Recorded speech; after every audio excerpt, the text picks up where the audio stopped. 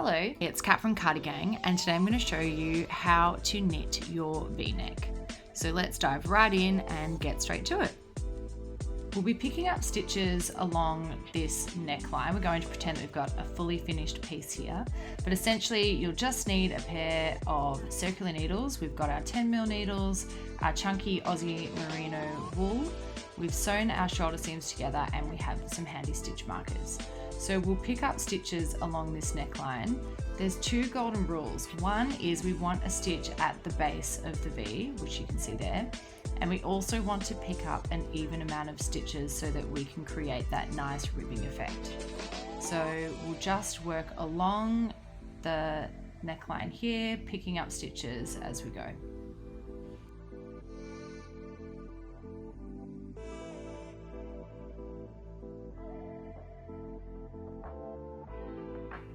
And now we're about to reach the bottom of the V. So we've got two stitches left, we've got this one, and then our next stitch is going to be at the base of the V. And we'll continue to pick up stitches all the way around the loop and count as you go to ensure that you end up with an even amount of stitches. So you can see here we've finished our first loop, and now we'll mark that first stitch in the loop with our stitch marker. You can either put an elastic band over your needles, but we sort of like to use stitch markers as it makes it super simple. And then we'll also mark that bottom stitch at the base of the V-neck.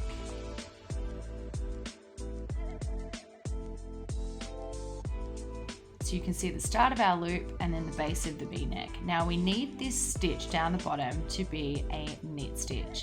So to figure out what you're starting on, we just count back knit, purl, and then all the way up to the top to see if you're starting on a knit stitch or a purl stitch. So today we're starting on a knit stitch.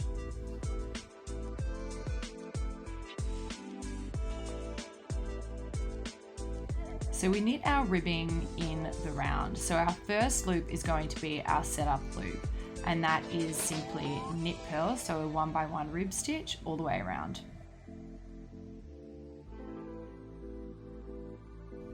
So we finished our setup loop, and now it's time to do our second loop. So we'll continue to do our rib stitch until we get 2 stitches before that one at the base of the V-neck with our second stitch marker. So it's time to do a decrease so we get that nice V-neck effect. So you can see we've got our marked stitch here and we have one stitch the purl before. So what we're going to do is we will slide our needle under both of those stitches, and rather than knit it, we're just going to slip it off onto our right hand needle like that.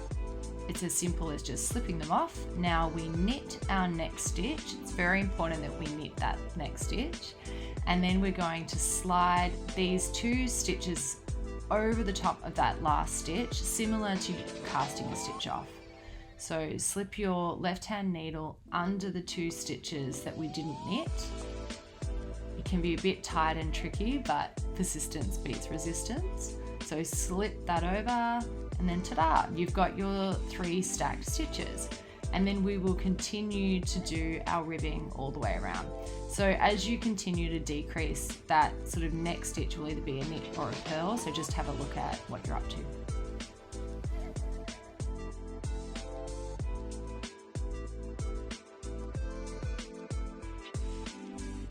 Okay, so we'll show you one more time. So you can see we've got 1 stitch ahead of that marked stitch with our decrease. So we slip our right needle under the 2 stitches on our left needle and then transfer them across. And then we knit our next stitch.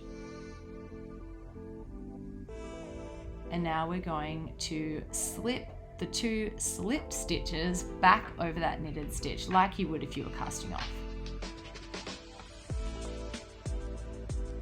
And then I like to kind of pull that working yarn so that it holds the stitch onto my right needle. And ta-da! Now we have 4 stacked stitches. So you'll continue to do this decrease sequence for the allocated amount of rows in your ribbed neckline.